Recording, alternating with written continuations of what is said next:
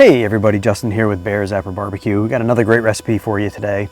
You looking to try a little bit of a different kind of pizza, right? I'm a New Haven style guy, right? I come from Connecticut. New Haven style is the pizza to be, right? Today I'm going to be trying to make a Detroit style pizza. A little bit thicker crust, a little bit more crunch on the outside, almost like a pan pizza from like a Pizza Hut or a Domino's. Much different than that, but that kind of crispy, buttery crust on the outside, sort of. Toppings go over across all of it though. So I'm really excited about that. So far I've added a cup of water in here. I have a teaspoon of instant yeast that I'm going to add. Then we have 2 generous cups of flour.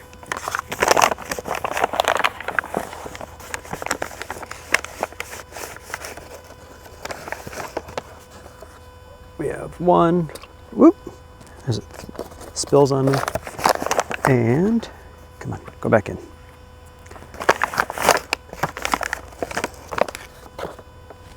2, perfect. And about 1.5 teaspoons of salt. I'm using coarse kosher salt on this.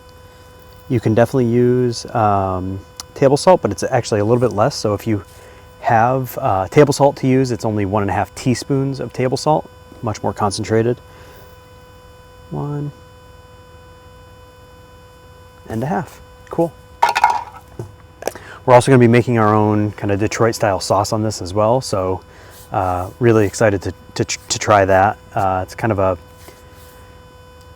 I don't want to say meatier. It's not meat, but it's like a thicker kind of, yeah, I guess a thicker sauce. So, all right, so we have that in here. I'm going to mix it all together. And I really do like to mix with my hand because it really helps to incorporate all of the flour together, and you can kind of scrape the sides. All right.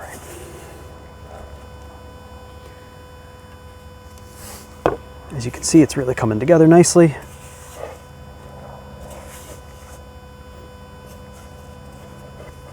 Cool, I'm just gonna angle this down.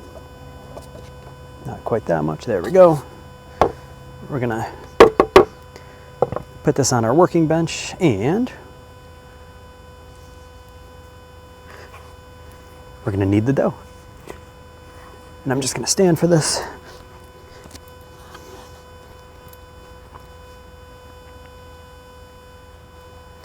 And you really want to, when you're kneading the dough, you want to knead it into the little pieces so it incorporates everything.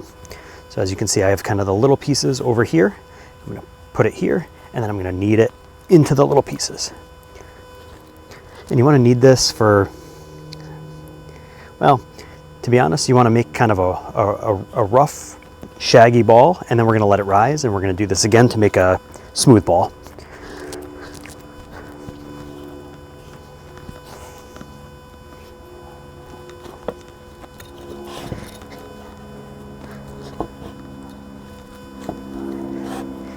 Kneading is not easy, but if you take your time with it,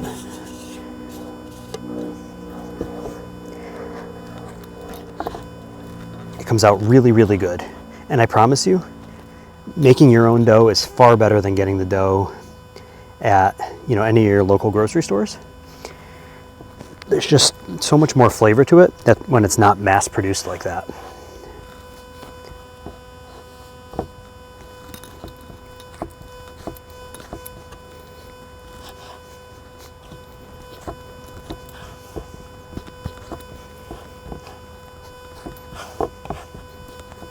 Okay, we got ourselves a nice little shaggy ball. I'm going to put this back into this container here, and one more. I'm going to let it rise for about, I don't know, maybe about an hour, and we'll come back and knead it again. So I was way off on my timing. I told you it was going to sit for about an hour and then we were going to do it again. It's only about 10 minutes. Then a silky ball forms. Put it back in here with some olive oil, and then we let it rise for at least an hour, probably 2 to 3 hours. Although it's super hot and humid today, I'm going to have it rising outside, so it should rise a little bit quicker. And we're going to transfer it into a cast iron container, basically. All right, so it's been about 10 minutes. Now we are going to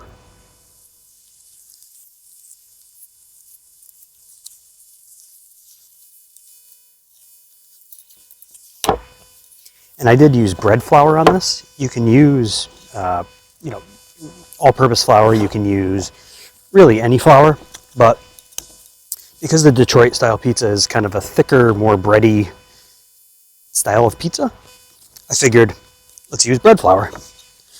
Should give it a little bit more kind of that airy, dense crust that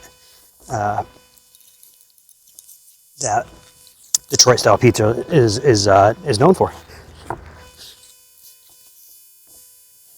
All right, and really there's two main ways that you can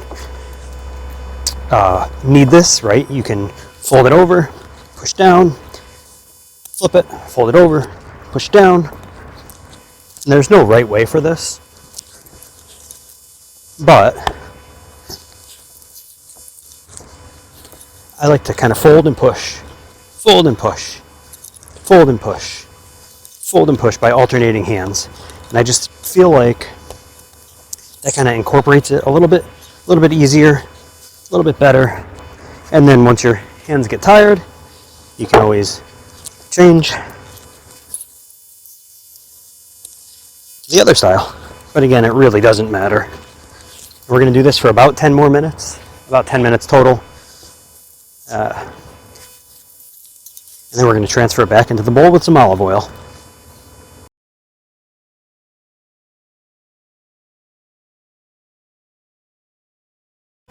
All right, so I have added some olive oil to the bowl. I've covered it with saran wrap, and again, I'm going to leave it outside today just because it's super hot and humid out. It should rise real nice. So we're going to let this go for about 2 hours. Let it rise up, and then I'm going to put it into the pan. We're going to push it into the corners. We're going to let it rise up again for a little bit longer, and then we're going to start making our pizza. I'm really excited for this. All right, so we've been letting the dough rise for about 2 hours now. Again, I had this rising outside because it's really hot and humid out there. I did try to keep it out of the sun. That way it doesn't really bake, but it still had the benefits of the heat and the humidity. I'm going to put it in the Big Green Egg pan. So I'm going to put a little bit of oil in there now. Whoop. Come on. There we go. I'm going to spread that around with a paper towel.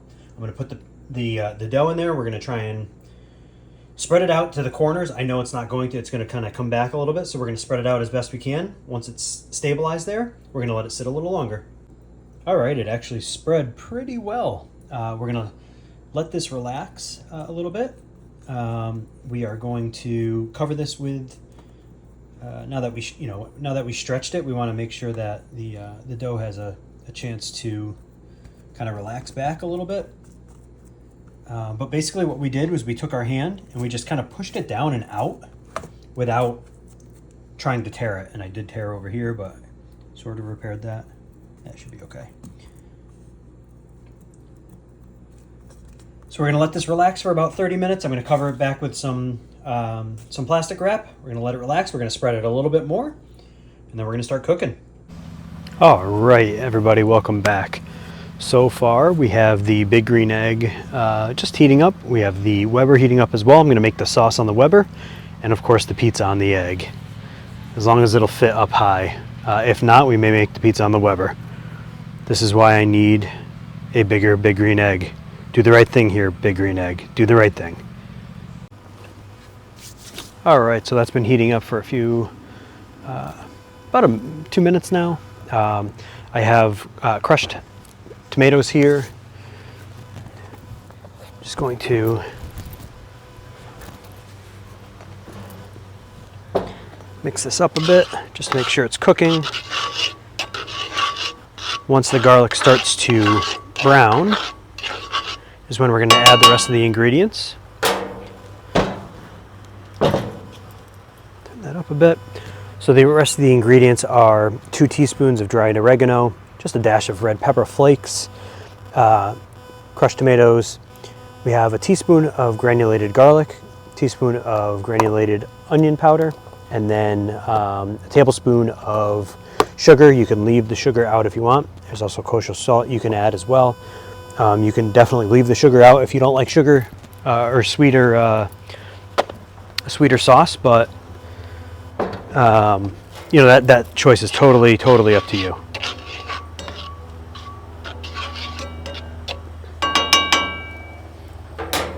And as you can see, the big green egg is getting up to temperature as well.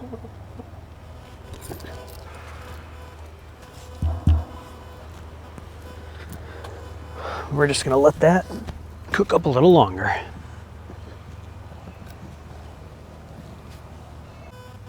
All right, so we are going to add the crushed tomatoes.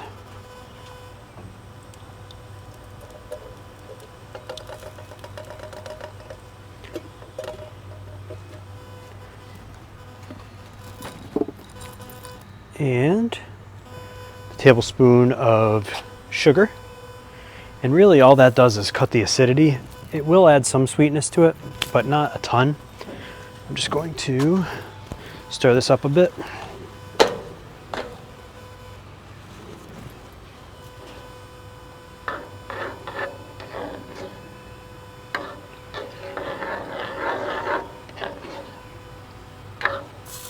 And then we're going to add our remaining dry ingredients to this as well. Just want to make sure it's nice and mixed up so that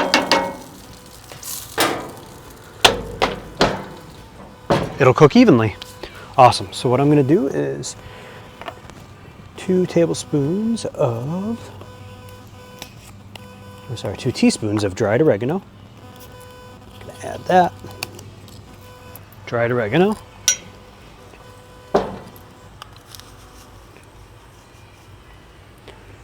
One.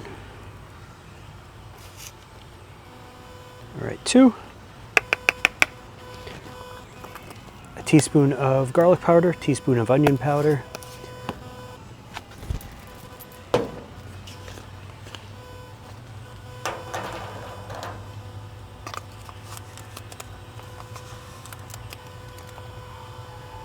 Garlic powder.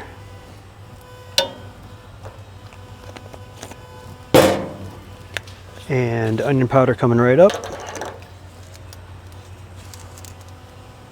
Onion powder. Beautiful. Again, that was a teaspoon each of onion powder and garlic powder.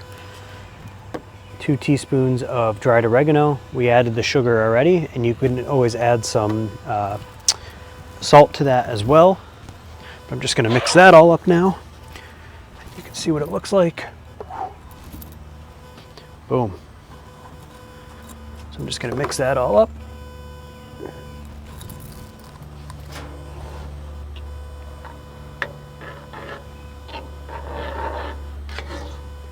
Just be careful not to spill like I just did. Remember, it has the oil in it, so it'll thin out a little bit, but the oil could also cause a flare-up, so you really want to be sure you're not spilling quite a bit. But let's go. Let's do this. Now we're just going to let this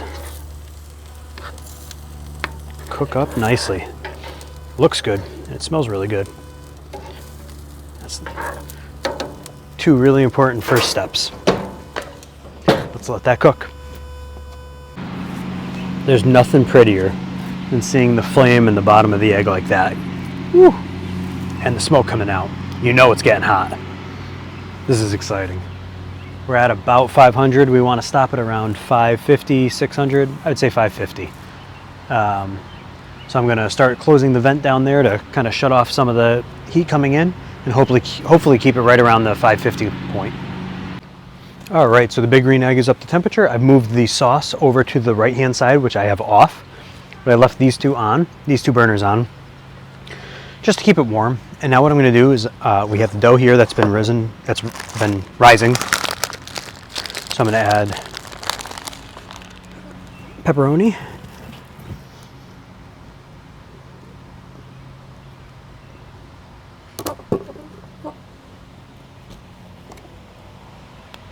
All right. So I'm just going to add layers of pepperoni right to the dough.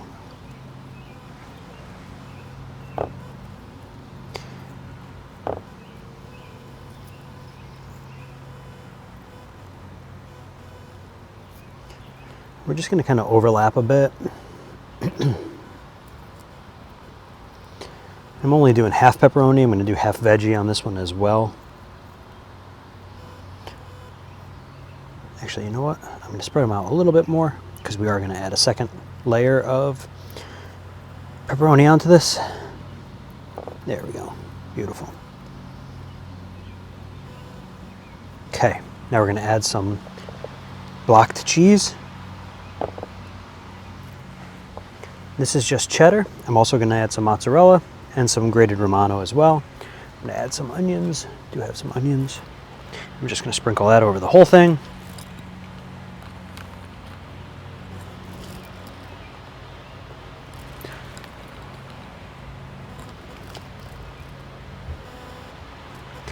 And some peppers over half of it.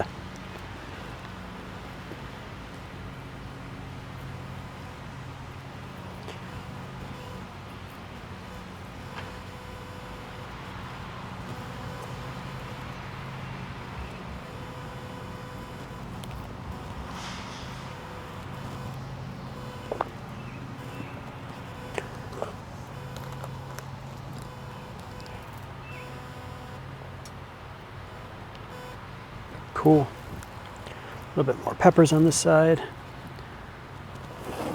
Looking really good. I do have some basil. Throw some basil on both sides.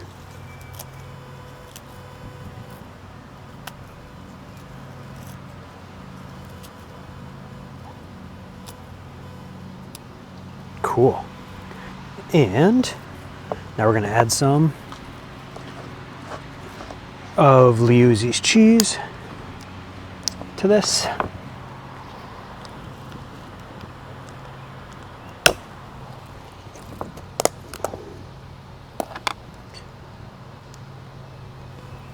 Little mozzarella balls.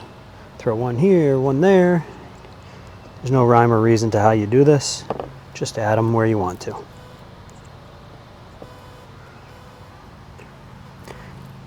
And for a Detroit style, you really want to add, up to the crust, basically. You want to go kind of past the crust so that it all cooks together and there's no like real crust on it. It kind of expands the whole thing. And then I'm just going to add a little bit of more pepperoni right on top. Boom. That's looking good. A few more peppers on this side. Now we're going to add the sauce in straight lines.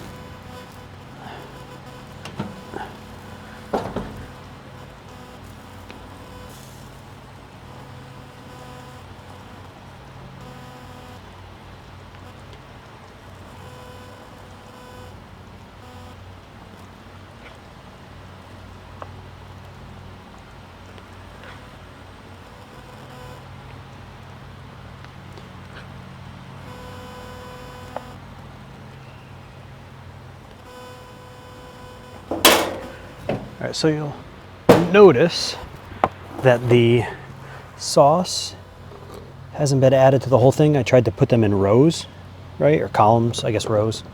Now, I'm gonna take some grated cheese and we're just gonna sprinkle that, maybe. right on top. Beautiful. We're gonna let this cook on the egg. All right, so we have the pizza on, as you can see. We were at about 500. It's obviously gone down now because I've opened it and put it on there and open it again, but looking good there. We can go ahead and shut this off because our sauce is on the pizza already. We'll still keep it warm just in case we need more. Just gonna clean up out here and check on the pizza in a little bit. All right, everybody, it's been about 20 minutes probably on here. All right, it's looking really good. Oh yeah, that looks awesome. Really good. Bring it in a little closer so you can see. Look at that. Ain't nothing wrong with that. Beautiful. I'm gonna cut it and try it, and I'll let you know how it goes. Hey everybody, all right, honest review time. That was pretty good. I'm still a New Haven fan. I would still take a New Haven pizza over any other pizza. You know, if anybody over in Rome wants to fly me out and have me try Roman style pizza, legit Roman style pizza, let's do it. But up until that point, I'm a New Haven guy through and through. Love New Haven style. But I will say Detroit style was really good. It was really good on the egg. I love that the egg gets super, super hot, right? So it was at between 550 and 600. So the crust got super crisp. It didn't get dark like I had seen in some of the pictures that I was looking at, but it got super crisp and crunchy, and it had a really, really good taste to it. So I highly, highly recommend trying this out. Let me know your thoughts on it. Take a look at the recipe below. And, you know, I really, really hope you like it. This was fun to make. It was very different. So, and that's really what I'm going for. So take care, all. Have a good day. All right, so we've let the meat sit for about an hour, and then I put it on the smoker. We're gonna let it smoke for probably at least 8 hours before I check it. Then I'm gonna wrap and put it back on.